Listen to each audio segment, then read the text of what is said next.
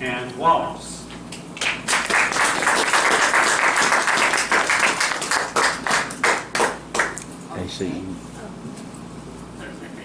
This is corn. Are you going to tell us a funny story? Corn story. Thank you very much. It is my honor to be with you guys today, and I would like to welcome my sister-in-law, Alice Wallace. She is from Bastrop, and this makes this story even more special.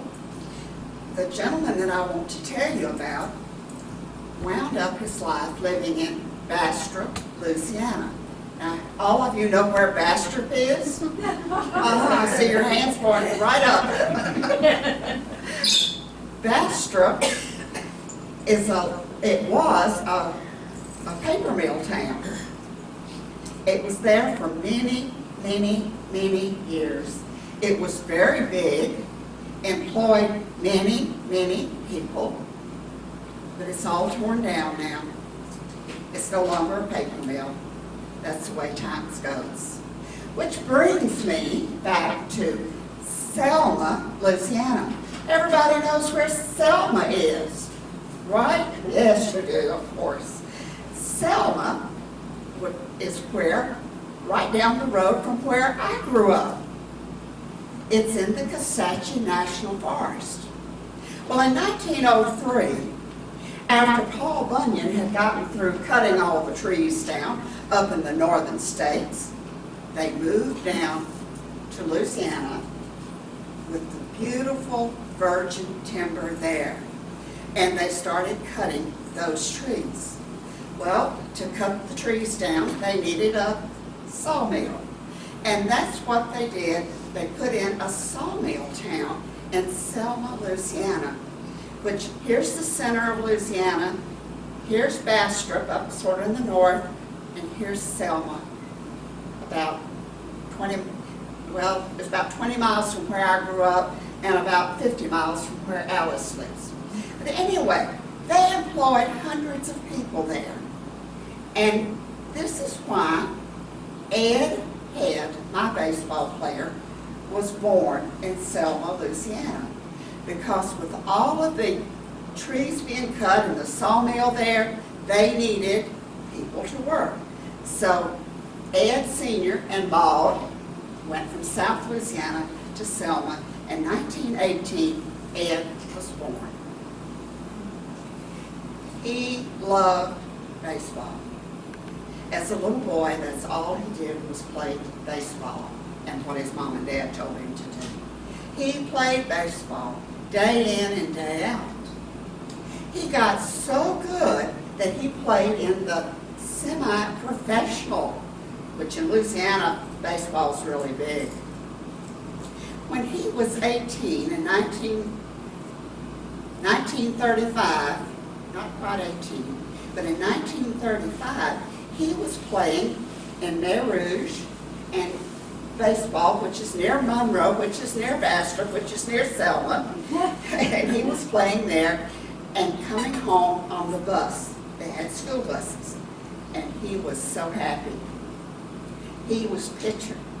He was a southpaw pitcher. He pitched with his left hand, and he was really, really good. Well, he had won that game that day. He had won it, and sitting beside him, he put his arm around his girlfriend. She lay her head on his shoulder. They were happy. What more could a teenage boy want? To have won a ball game and to have his girlfriend. But something terrible happened on those roads in Louisiana. Alice knows, you know, the roads like here in Georgia, little narrow backcountry roads. Another school bus ran into the bus that Ed Head was on. And his girlfriend was killed. And Ed's arm was nearly torn off. It was mangled. It was injured so badly that the doctor wanted to cut it off. And Ed begged him, please don't cut my pitching arm off. Please don't cut my pitching arm off. And finally his mother took him to a doctor in Monroe, and they operated on his arm. 4 hours they operated on him, and finally they put an iron cast on that left arm. Saved his arm. And he went back home, and he still loved baseball. Loved it so much that he decided to pitch with his right hand. And he had to practice and practice, and the ball was too heavy when he first started to pitch, to switch from left-handed to right-handed. So, no, he didn't use corn to throw. He used corn cobs because they were light. Ready? And that's what he did, is he used corn cobs until he could learn how to pitch with his right hand. And he did a really good job on that. Well, he was so good in high school and pitching with that right hand that in 1939, the Dodgers asked him to come and play. Did he want to go? Of course he did. So in 1939, he went to play pitching with the right hand. But, you know, in 39, 40, 41, 42, what happened? World War II. And every young man wanted to be in the military. They wanted to be loyal and patriotic to our country. And Ed was one of those young men. So he had to leave his baseball career and go into the military. And he went out into Texas to the military base there, and he was training with some kind of guns. And while he was there training, in his basic training, he got a call that he had to go home. His mother had tuberculosis. So Ed had to stop and go home for that. But he came back and was training again. And one of the guns recoiled so badly, guess what? It injured his right arm. But he kept on persevering. And then he got a call he had to go home again. His baby brother had died. But Ed came back from that and was prepared to go the third time for basic training. But they said no, they sent him on to somewhere, another base, and he was in the military there for a couple of years. 1944, he came back to the Dodgers, and he was pitching with his right hand. And he pitched. 1946, he pitched a no-hitter, a perfect game with his right hand. This right hand, 1946. It was so wonderful. It was April the 23rd, 1946. The Dodgers had not pitched, nobody in the Dodgers had pitched a game like that since 1940. He pitched that game, the last ball he threw, for the last out, the batter hit the ball. Ed's heart was going like this. He was hoping that fielder could catch the ball. He did. He did. And Ed was so happy because he had pitched a really, not many, I think you had said, not many happen, no-hitters like that. But guess what? That wasn't the most exciting day, because the day before he pitched that game, his second child was born.